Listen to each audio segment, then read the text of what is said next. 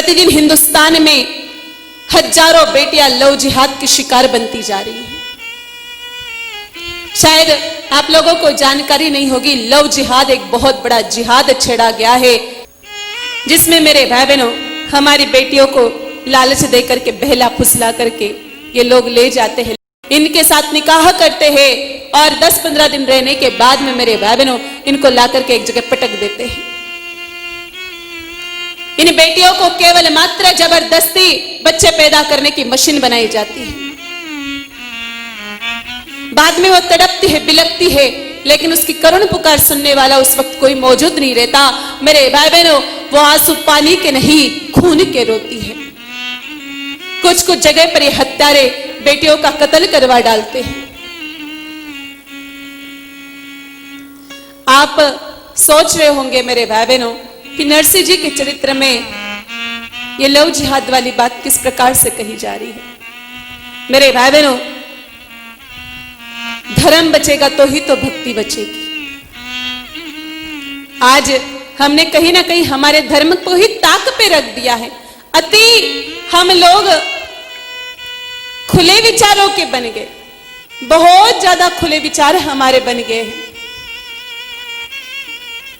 मेरे भाई बहनों मैं आपको कई आतंकवादी बनाने की ट्रेनिंग नहीं दे रही हूं यहां पर, लेकिन जो सत्यता है उसको स्वीकार करना ही पड़ेगा। आए दिन हिंदुस्तान में हमारी बहन बेटियां काल के गाल में समा रही है। ये दुख कौन देखेगा? हो सकता है कि आज पड़ोसी की गई हो, कल हमारी खुद की चले जाए, या ऐसी सिकंज में फंस रही या इन पापियों के जाल में फंस चुकी है। मेरे भाई बहनों एक बात बताइए, हम खूब जयकारे लगा दे हिंदू मुस्लिम भाई भाई के, लेकिन भाई कौन होता है? जो मां का सम्मान करे उसको ही तो भाई कहा जाता है।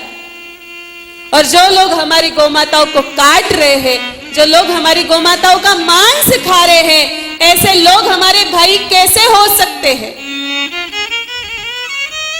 जिस दिन हिंदुस्तान के सभी मुस्लिम एक साथ कह देंगे कि गाय हमारी माता है और आज के बाद हम गोमांस का सेवन नहीं करेंगे, उस दिन मेरे भाई बहनों खुशी खुशी राजी राजी हिंदुस्तान के सभी मुसलमानों के कलाई पर राखी बांधने को हम तैयार हैं। लेकिन जब तक हिंदुस्तान के मुस्लिम गोमांस का सेवन कर रहे हैं तब तक वो हमारे भाई कदापि नहीं हो सकते। भाई भाई का रिश्ता केवल मां के नाते होता है। इसलिए ज्यादा खुले विचारों के बनने की जरूरत नहीं है। हम हिंदुओं जैसे भोले मेरे भाई बहनों दुनिया में और कोई नहीं है। हमारे घर में छोटा सा नल खराब होता है तो उसको बुलाते हैं प्लम्बर को, वो भी आता है विधर्मी।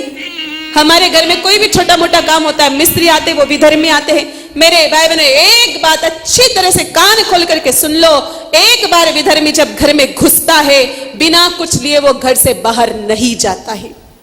या तो आपकी छोरी उठाएगा, या आपकी प्रॉपर्टी हड़पेगा, या तो और कुछ लेकर के जाएगा। इतिहास प्रमाण रहा है मेरे भाई बहनों, 800 साल का हिंदुस्तान में अलग अलग जगहों से विधर्मी आए, कहीं तो संस्कृति को छीना, कहीं पैसों को छूना, कहीं हमारी संपत्तियों को लूटा, तो कहीं हमारी बहन बेटियों को लूटा।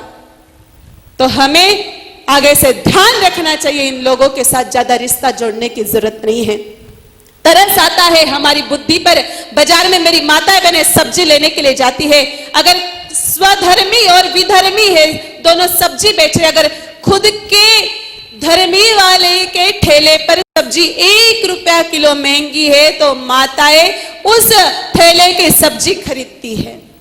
1 रुपया ज्यादा जाएगा तो हमारे ही हिंदू भाई के घर में जाएगा, उसकी बहन बेटियां खाएगी। ऐसा विचार हम क्यों नहीं करते हैं? मेरे भाई बहनों बेटियों को थोड़ा बचा करके रखो इन लोगों की गंदी नजर से। रोजाना आए दिन हिंदुस्तान में घटनाएं वारदात हो रही है, बस केवल दुख इस बात का है कि इसको छुपाया जाता है। सदिया इस बात का प्रमाण दे रही मेरे भाई बहनों, राजस्थान में जो अकबर और जोधा का विवाह हुआ था वो सबसे पहला लव जिहाद का सबसे पहला उदाहरण था। तो कहीं हमारी बेटियां भी इस षड्यंत्र की शिकार ना बन जाए। तो ध्यान रखें, बेटी कहाँ जाती है, बेटी किन से बात करती, बेटी का व्यवहार किन लोगों के साथ में है। केवल चरित्र श्रवण करके या कीर्तन करके या ताली बजा करके धर्म की रक्षा नहीं होगी। हमें उस मार्ग पर चलना पड़ेगा, हमें धर्म की रक्षा के लिए स्वयं को कुछ करना पड़ेगा। तो मेरा हाथ जोड़ करके निवेदन है दुनिया के सभी माता पिताओं से, मेरे हिंदू भाई बहनों से, कि बेटियों का ध्यान रखो।